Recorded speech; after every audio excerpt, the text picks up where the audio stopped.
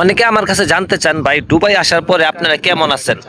আচ্ছা ভাই, বাংলাদেশে একটা প্রসেস শেষ করে মানে 50% কাজ শেষ করে আমরা দুবাই আসছি গত 11 তারিখ। আজকে হলো আপনার হলো 18 তারিখ। হ্যাঁ, 18 তারিখ পর্যন্ত আমরা আমাদের হাউসে আছি, খাওয়া দাওয়া কোম্পানি থেকে দিতেছে 2 বেলা, সকাল এবং রাতে। আর দুপুরের বেলা আমরা সকালের নাস্তা যদি ভালো হয় সেগুলো নিয়ে রাখি, দুপুরবেলা শুধু ভাত পাক করি, অথবা রাতের ভাতগুলো এনে দুপুরে খাই, অথবা আমরা ভাত এবং তরকারি দুপুরবেলা রান্না করে খাই। তো আলহামদুলিল্লাহ এভাবে আমার দিনকাল চলতেছে। আমাদের মেডিকেলের জন্য এখনো টাকা হয় নাই, আমরা আমাদের ফাইল জমা করছি।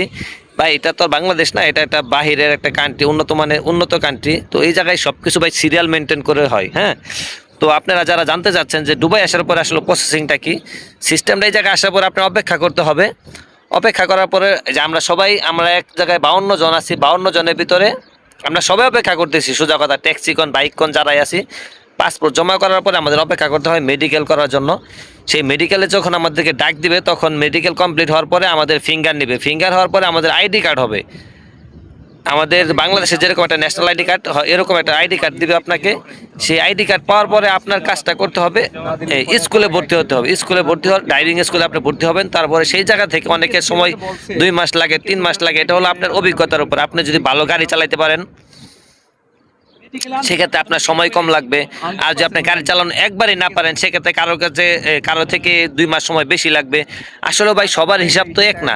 আপনারা অনেকেই জিনিসটা নিয়ে দুশ্চিন্তায় থাকেন যে আসলে আমি গেলে মানুষ শুনি যে 6 মাস লাগে, 7 মাস লাগে, কারো 1 বছরও লাগে, আবার কেউ 3 মাসে লাইসেন্স পায়। আসলে ভাই এই জিনিসটা তো পুরোটা নিজের অভিজ্ঞতার উপর নির্ভর করে। আপনারা জিনিসটা বোঝার চেষ্টা করেন যে আপনি যদি গাড়ি চালাইতে পারেন সেক্ষেত্রে আপনার সময় লাগবে কম, আর আপনি যদি গাড়ি না চালাইতে পারেন সেক্ষেত্রে আপনার সময় লাগবে একটু বেশি।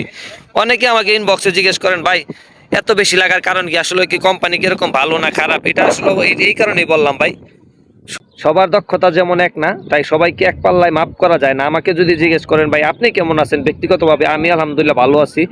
আমি 6-7 দিন ধরে অপেক্ষা করতেছি এই জায়গায় আইডি কার্ডের জন্য। আইডি কার্ড মেডিকেল হলে তারপরে হয়তো ড্রাইভিং স্কুলে ভর্তি হবো। আমি আলহামদুলিল্লাহ ভালো আছি ভাই। আমি কখনো এর আগে কখনো বাহিরে যাই না, এটাই আমার জীবনে ফার্স্ট ছিল দুবাই শহর।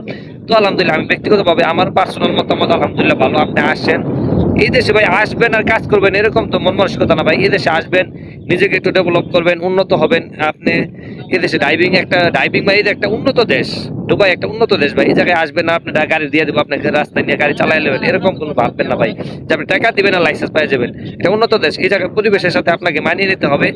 আস্তে ধীরে এই জায়গায় শিখবেন, এই জায়গায় পরিবেশগুলো দেখবেন। দেখার পরে এই জায়গা তো ভাই অনেক কিছু মানিয়ে নেওয়ার মতো আছে। আপনি যদি হঠাৎ করে আসেন আর এই জায়গায় কাজ শুরু করে দেন, তো আপনি টিকতেই পারবেন না। দেখেন এই জায়গায় সূর্যের তাপ এত পরিমাণ যে 50 ডিগ্রি পর্যন্ত তাপমাত্রা থাকে। তাহলে আপনার তো ভাই আসতে হবে। আসার পরে এই জায়গায় কিছুদিন থাকবেন, সূর্যের সাথে নিজেকে একটু মানিয়ে নেবেন। তারপর হলো কাজ কামের চিন্তা। আপনারা বাংলাদেশে থেকে চিন্তা করেন ভাই যাই যেন কাজ পাই, প্লেন থেকে নামার সাথে সাথে যেন বেতন ধরা হয়, না ভাই এরকম না। আপনি আসেন। আমি ব্যক্তিগতভাবে আলহামদুলিল্লাহ ভালো আছি, কিন্তু অনেকেই শুনছি ভালো নাই, তারা 6-7 মাস অপেক্ষা করতে হয়। ওই যে দেশের জীবন গাড়ি চালায় নেই, দেশে পড়ছে ড্রাইভিং বিষয় ভাই। তাহলে বলেন, অথচ কোনো কাজের অভিজ্ঞতাই নেই, তাহলে তারা তো একটু সময় লাগবে। এই জিনিসটা তো সবার মেনে নিতে হবে। তো ভাই ভালো থাকেন। আপনাদের যদি আর কোনো কিছু জানা থাকে অবশ্যই কমেন্ট বক্সে লিখবেন। আমি চেষ্টা করবো আমার ব্যক্তিগত মতামতগুলো আপনাদের সাথে শেয়ার করার জন্য।